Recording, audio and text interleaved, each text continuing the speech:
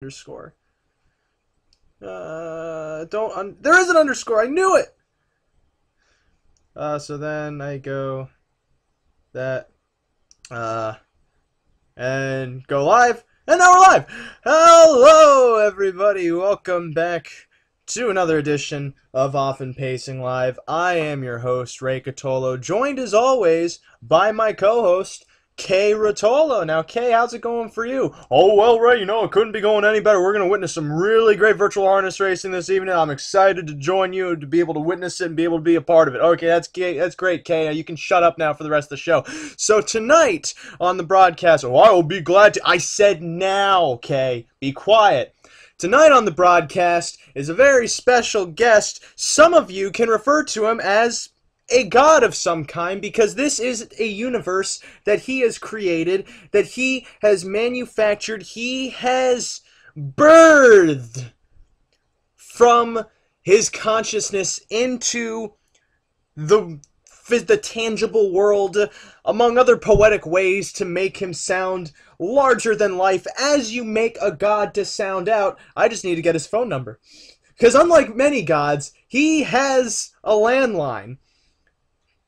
That's actually that's not a fun thing, but I notice, and this is one reason why I'll take him as my god, because when there are times I go to pray and the line is busy. Okay, that joke aside, time to hit up the cellular phone and wait for the ring-a-ding-ding while we hit the speaker, and I take a sip of coffee, because my first class isn't until 11 a.m. tomorrow. We're gonna party. Hello. Oh boy, this is the interview we've been waiting for. He's the one? I think it depends. I'm excited. I don't know about you. No, I got some tough acts to follow, and you've got some big names on the show here. I'm just lowly Often Pacing founder. Well, I thought you were saying I was the act to follow, but I can take a hint. For those of you who can't tell, this is Ryan Clements. He is the founder, the creator. I referred to you as the god of Often Pacing, because you created the world, you operate the world, you make sure every pawn is on its little checker to make it sound like chess, even though it's harness racing. I know there are no checkers. However, there are horses in chess. I wouldn't say, I definitely don't do as much nowadays. When it started off, it was just Sean and I, two of us full time, so I'm just a small part of the operation now. I'm pretty sure from when we were back and forth for a while back in the day, it was mainly just Sean chained to his desk too. You would feed him a pretzel here and there because he needs to subsist in order to code. Yeah, we let him out of the office once in a while now, to get him some fresh air. But for the first 6 months, it was he was on a pretty short leash. We had him working whenever he wasn't sleeping. Well, I was gonna say, I'm pretty sure he's off the leash now. He's enjoying it. He actually he bought himself a sailboat this summer, and he's been enjoying all that hard work he put in over the winter, and just finally getting some time, a little bit of free time. I had him working overtime today to get this next app released out. So a free-range coder goes and buys a sailboat. I feel like then he's got to walk into a bar. But yeah, you'd have to finish that joke up for me. I don't know. Ryan, the first thing I want to ask you before we really get into this is your masterpiece, I think. But before we get to that, I gotta ask you, after all of these broadcasts, why the hell did you hire me? What? How do I stand out? Yeah, I tried my best. The first 5 times I listened to North American Harness Update, I was a little trying to figure you out. I think it's anybody who hears you for the first time, it takes a moment. But first of all, the first thing that hit me is you're a fantastic race caller. Oh, thank you. As much as you like to have fun when you switch gears and you switch to call races, you do an incredible job. I'm not saying you're not a funny guy, but I'm saying you're not a funny guy. Exceptionally strong in your race calling. Oh, well, I'm glad that I at least can feel like I'm going to have this job tomorrow. So, from there... You do an excellent job. Well, thank you. I needed to hear that, because now I have permission to totally derail just not tonight. So then, now that I'm out of the way, because I got to get myself out of the way before I get to anything. This game, I know you, and this is part of your natural promotion too of the sport. You are in the mindset of we need to be doing something different to promote harness racing. And is that necessarily what kicked off the idea of making this app? I think so, yeah. So I've sort of been, I live on a horse farm, breeding operation, and my family's been in the business, and I've sort of been on the outskirts of it. I had a fractional ownership group when I was younger. I started when I was like 18. So I've sort of been on the edges of the business. And I always watch, if you've never done it before, you have to do it. You got to go on YouTube and watch the Campbella story. It's an hour-long film on Campbella. And I've probably watched it 1,000 times. And I look back at the way the tracks were in the 80s, just packed. And they were taking a bus around watching this horse. And it was amazing. And I love the sport that way. And I truly believe that if we can show this sport to a new generation, they're going to fall in love. And that's where this comes from. That's also 1,000 hours of your life. I wouldn't say gone necessarily. It's an interesting story, and definitely interesting too, especially since coming from my generation. I've not seen a packed grandstand. Well, I've seen them now because I go to Hambo Day and such, but like I go to Penn National Racecourse in middle of nowhere, Pennsylvania, and there's 6 people, and I think 3 of them are incapacitated. So it's interesting to be able to go back and see, not the glory days necessarily, because by referring to them as the glory days, that makes it sound like there's no hope left. And you and I both agree that's not true. Yeah, you know what? I firmly believe that the best days for harness racing are still in the future. I just got back from the World Trotting Conference, and it was, excuse me, just getting over a little sickness here. Oh, okay. I just got back from the World Trotting Conference, and it was phenomenal to see that people are actually starting to take action now, and people are working together. Everything from government organizations to big horse bodies are really starting to kind of put their words into action and actually try to promote the sport and try to change things. And it's really, I think, an exciting time to be involved. I'm also hearing that they are no longer just initially throwing away my resume before rejecting my attempt at getting a job. But I always have to make it about me, Ryan. You know this. Yeah, you're getting your name out there now. This is, you've had in some of the biggest stars in the game on your broadcast here. Ryan, this is our broadcast. However, I will also refer to it as my broadcast. The game releases then January of 2017. How long did it take before then to launch? Yeah, so January was only we brought people in early because it was beta version, and if people don't say that your beta version sucks, you waited too long to release it. Mm-hmm. Like, it needs to be bad. Yeah. So it was bad. But we started working on the game right around New Year's. So it might have been Christmas, between Christmas and New Year's, somewhere there. Within about a month, we were able to get a beta version together. And then it took us, I think, until May to get the official version released. Wow, that's incredibly quick. I guess what I'm interested in too then is, because I've studied a little bit of game design myself. How did you go about coming up with an idea of how to program the AI and how horses would work and such? A lot of it I already kind of had.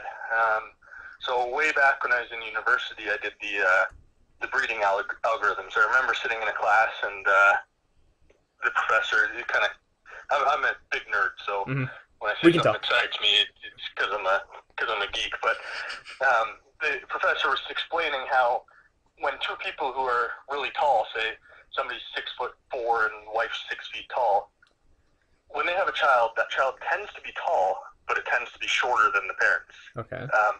And it sort of pulls back to, so if you have 2 short people having a baby, they're probably going to have a short kid on average, but he's going to be closer to a little bit taller than his parents. So I kind of already had this all worked out, and I built this algorithm based on real life. It's not, it doesn't match real life, but it works on the same principles. So I already had that, and then I kind of already had a few of the algorithms on how the racing would work. Now the drivers have been a different story. That's a big challenge that we're still trying to get over. So then, well, then I want to ask that too. Because driving and harness racing, it's such a moment to moment activity. That's not the, but that's, for lack of a better term, activity. That seems to me like that would be the biggest challenge of how is it that you're able to program certain drivers to make a move right here or to stay inside? Like that seems incredibly meticulous. Yeah, so it's the difficult part is allowing them to have somewhat of a sophisticated intelligence and still make a decision extremely fast. So the way the race is run, your driver is actually acting like he would in real life. Each step of the way, the driver is able to make a decision. Okay. Tell the horse to speed up, slow down, try to move out a lane, move in a lane. He's making those decisions each step of the way. And if you choose a different driver, he's making different decisions. Now, a lot of those decisions still aren't ideal, and you'll see drivers make stupid moves, but they do that in real life too. So we're trying to make them smart. It's very similar to real life. Trust me. It seems like any driver I get is not smart. But so overtime, of course. We're approaching what, the 10th season in the game now, and yeah, that would it'll be 260 days by the time 10th season ends, I think. That means this game's been out for 8 months. I guess one thing I want to ask is what have you really learned while creating the game and updating the game? Like what have you learned? The biggest thing I've learned for sure is nothing to do with the game, and I think it's reinforced it because I already knew it. These harness racing people are amazing, dedicated, passionate about their sport, really easily excitable. So you got to be willing to put up with, people getting upset, getting passionate about things. But the community in general has been so awesome, supporting our game and helping us every step of the way.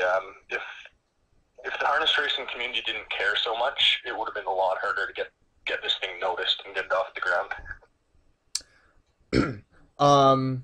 Which then that's another thing too, is the game must have taken off at rates that you probably couldn't handle. Like I think of the one scene in Silicon. I don't know if you ever seen Silicon Valley on HBO.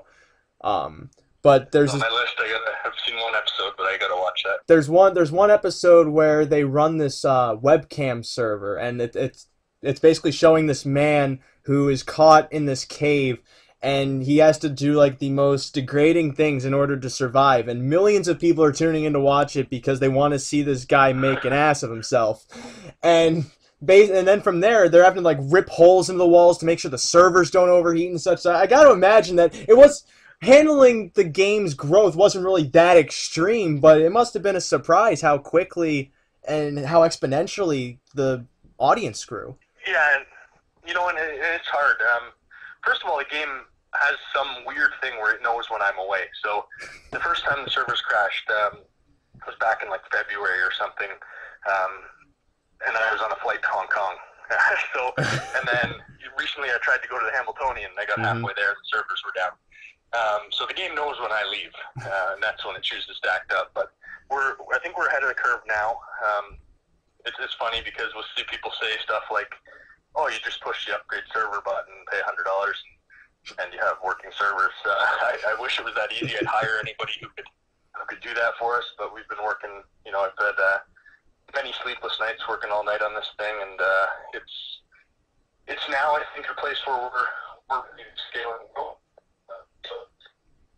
to be there at this point.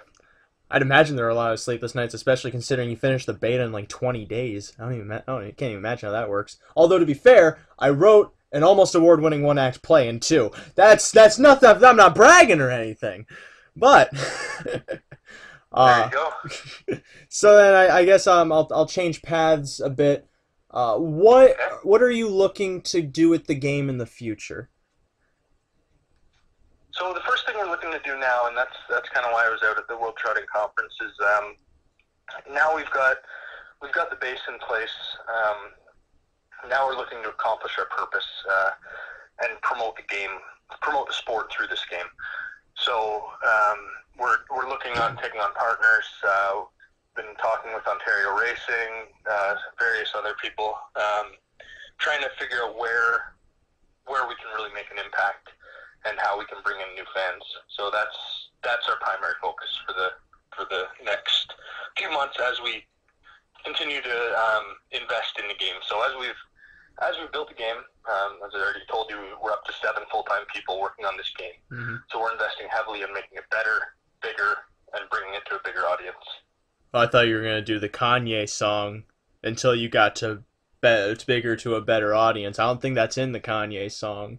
I think it's better, faster, stronger. I think, me not doing a song on the broadcast is probably good for your ratings. I think it would be even better for our ratings if you did do a song. Well, maybe you'll have to have me on one day to do a race call. I think I could. I'm watching that Campbell movie 1,000 times. I got a few memorized. So I've told you time and time again, you're welcome on North American Harness Update at any time. Fridays at 9 p.m. on SRN1. I would, but I go to bed at about 9 o'clock usually, and you're doing your 20-minute stand-up comedy at the beginning. So At least you see it for what it is. They see it as me just rambling for 20 minutes. But the one thing I want to ask you, because you said aiming to expand the audience of harness racing and make harness racing and just promote harness racing as a whole. How do we get people out? Get people out to the track? Yeah. Okay, I wasn't sure where you were going with that. I wasn't either. One thing that everybody I've talked to recently says the same thing. Mm-hmm. If somebody accidentally ends up at the track for whatever reason, like their work has an event there or whatever, mm-hmm. they love it. People who get there enjoy the experience. So it's a matter of exposing it to them in the first place, and then second of all, it's making it fun. So I get mocked all over the place if I start pitching, hey, let's do these concerts and food trucks. Everybody thinks that's a big joke, but it's not about the concerts and food trucks. It's about it being an enjoyable experience. So having stuff going on. I just went to Clinton Raceway, middle of nowhere, for John Campbell's last drive. Place was packed, lawn chairs everywhere. Just a great day. No concert, but the place was put together where it was an event, and it was something to do. PEI was the same way for the Gold Cup and Saucer. Just the whole experience was enjoyable. I think what made a PEI stand out, though, is they have a Ferris wheel. Yeah, they had a whole fair going on, which was really cool. I've really gotten into this fair racing is awesome to go and see. It's been I've sort of got to experience it. I've experienced it before, but really more this summer. I feel like that's how some people get their exposure to it too, just because they're sitting on top of the Ferris wheel and then they see these weird things going around in circles, and then they of course have to go investigate because they're toddlers. What else do you do with your life? Also, they're toddlers, I guess. But there's not really that much fair racing around anymore. But I definitely agree that it's all about exposure, and not only that, making it enjoyable. And I talk about that on my show. I talk about that on my show all the time. That's how the sentence wanted to come out. Because the reason why I do one thing, absolutely for sure, I'll tell you, is that if you can focus on the sport, people are going to love it. So when I turn on a football game, if I turn on the Super Bowl, they're going to be talking about the sport, the athletes, the storyline, the rivalry, the story of this guy's upbringing.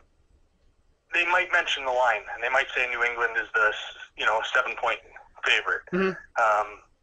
But they're not going to focus on that, because the gambler, if I'm sitting here betting the Super Bowl, I know how to get my own information. I don't need the guy on TV to tell me what the line is or who I should bet. Right. As a gambler, I'll figure that out. What I want you to do is show me the sport in the best way you possibly can. And when I'm sitting here on TV watching races, same thing. If I want to gamble, I'll get my information. I want you to present the sport for what it really is and make it exciting. That's going to win people over. So if I have friends over at my house and I turn on the TV and the guy's talking about the pick four and the carryover and the super high five and the odds on this horse. Mm-hmm. He's speaking a different language to them. I can't win them over. Mm-hmm. So in that area, that's what I'm saying when I say focus on the sport, because there's more money bet on the Super Bowl than any horse race, and they do it because people love watching it, so they will bet on it. Well, I also know too that one of the most conflicting things for me growing up as a handicapper is the idea of who cares what I'm saying anyway. Because if you can handicap the races, I'm just going to handicap them differently than you, and I really doubt most times you're actually going to listen to what I have to say. Yeah, I mean, well, to be honest, when I'm playing the races, the only reason I would ever watch the guy on the TV is to possibly see where there's too much information given out about one horse, and maybe that horse is overbet. Mm-hmm. So, I mean, I'm not looking for their ideas to play. I'm looking for their ideas to see what everybody else is playing. Well, Ryan, I think we have the business model for our new racetrack we are going to be building in Hamilton, Ontario. We're announcing it live. Can we not announce it yet? Yeah, I think you got to talk to Ryan Macedonio for that one. He's got a fantastic idea for how to do a track. So if you got an extra $200 million laying around or something, give him a call. Well, Ryan's a professional podcaster. I'm sure he has way more money than I do. But that I was going to get to before is making the racing experience enjoyable. That's I hope listening to my show, yeah, you somehow understand that that's where I come from, because that for me racing is very much a social experience. Like, sure, you're going to bet some money here and there, but it's all about being able to have fun with your friends, joke around with your friends, and just have an overall relaxed time. And you can definitely have that in a grandstand on dollar beer night with 50-cent hot dogs and all of the fun little amenities. Sure, absolutely. Yeah, I mean, and I love that. You know, you had Anthony McDonald on the other day, and there's one that's perfect. Is when his group of owners go out to the track. Mm-hmm. They're going out as friends. Yeah. You know, whether it's 10 of them or 20 of them, and you can really enjoy it that way. There's so many different people coming from different angles at this goal that I think we're really starting to make steps. The stuff Woodbine, I don't know if you've seen what Woodbine just rolled out with their new logo. They're going to have Woodbine at Mohawk, which I know people feel different ways about, but the way that they're presenting the sport looks amazing, and I can't wait to see it. I mean, if it was Woodbine at Mohawk, I'd be on board, but Woodbine at Mohawk Park sounds very antiquated, which that's what they're going for. It sounds like I'm going to a Broadway musical. I can't wait to see the Woodbine at Mohawk Park. I hear Pierce Brosnan's in it. I don't know if Pierce Brosnan's on Broadway. Well, we'll have to get you up here sometime. I know I tried to get you to come to Mohawk last time, but we'll have to get you up here someday. I tried to get you to the Hambletonian, but the game crashed. I know. You know what? It was funny. I'd crossed the bridge to get to the border, mm-hmm. and I was just about to get in line at the border, and that's when I turned around because it looked like the server wasn't going to come back up. So I was halfway there. At least you didn't break into Bon Jovi. Yeah. And go on living. Missing the reference here right over my head. You were halfway there, and thankfully you weren't living on a prayer. And I think you gotta sing it out. Oh, halfway there. Oh, living on a prayer. I'm very ashamed of myself because I hate that song. I hate that song. Final thing I want to get to then with this interview, which has been a blast, because we've never actually talked voice to voice. We've only. Here? How many minutes supposed? We got 5 minutes until the race, so that's a perfect amount of time for me to ask you. Season 10 of Off and Pacing. What can we expect in terms of game changes? Okay, so you want the good one that people are happy about, or the one that people aren't happy about first? Let's start with the unhappy one, because I want to see him cry. Okay, so we've been as we go, we're observing as closely as we can and learning from what's happening in the game. Mm-hmm. One thing that happened at the beginning of season 9 was, again, the server went down, and we've realized that we can't sustain people breeding thousands of mares. Mm-hmm. It just doesn't work. the phones can't handle having thousands of mares in the app. The server can't handle reproducing this many. And we're talking, we've gone from having 20,000 horses to having 200,000 horses, and if it went this way, we'd have 2 million, 20 million by next year. Oh. So we've put in a soft limit where people can breed 200 mares a season, which is a lot. Try to breed 200 mares in real life. That's going to be a tough operation to run. And then they can use coins to breed more. Realistically, up to 500 is sort of where the limit really kicks in, where you're going to be paying a lot to breed any more than that. So that's the bad. So that's the one. Sorry, go ahead. That's the bad one. Or is there more to? Or are there more bads? No. So the exciting one is we've got the new region in place. New Zealand just opened up. We're going to be adding tracks like crazy there as people, and we're going to release a whole slew of regional stake races. Oh, okay. So one thing that's happened in the game is there's been these top horses, and they win everything.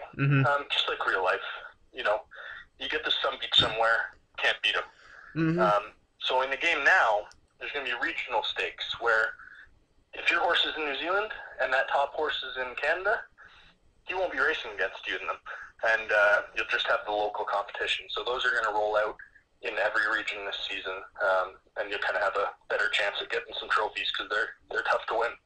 So if regional stakes are coming, can we also expect potential in the future sire stakes?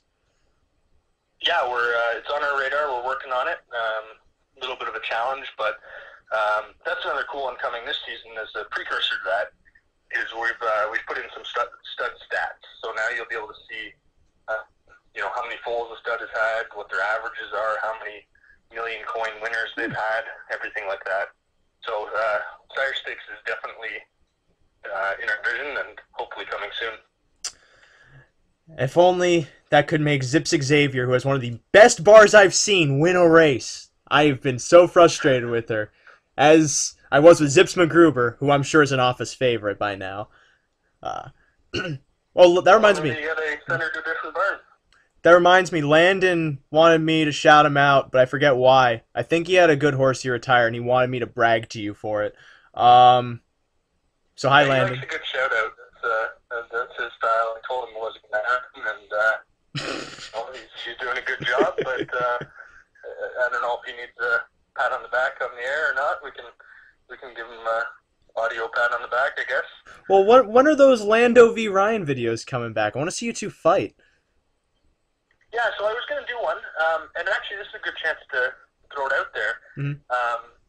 I would love it if we could find a few people who wanted to do this and wanted to start a barn from scratch. Yes, and yes. show off their skills. I want to. We yes. can set you up technically. We can set up how to, how to do the face, your head over the app and do all that. And anybody who wants to do it, reach out to me and we'll help get you what you need to do it. Ryan, I'm saying yes. I will do it. Okay. You don't have to Right, beg. Yep. We just got to get you the green screen and get your camera all going. I'm sure you got most of the equipment already, so. I think. I'm trying to think if there's anything else I wanted to add because this race is going off in 50 seconds, but it's been a pleasure talking with you. Who's going to win? Who's going to win the race? I just see KB champion, and I got to assume because Kyle's my boy. That's what KB stands for. For Kyle, I know Ace Smallhall's got 3 in the race, he said, so I think it's tonight's race he had 3 in. That's what I mean. Do you see one Zingies anywhere? No. The game is turned against us. If you see them on auction, they're like the discount. Like you can get them, they're affordable. Like the Walmart brand or something. They're okay, but you can still buy them.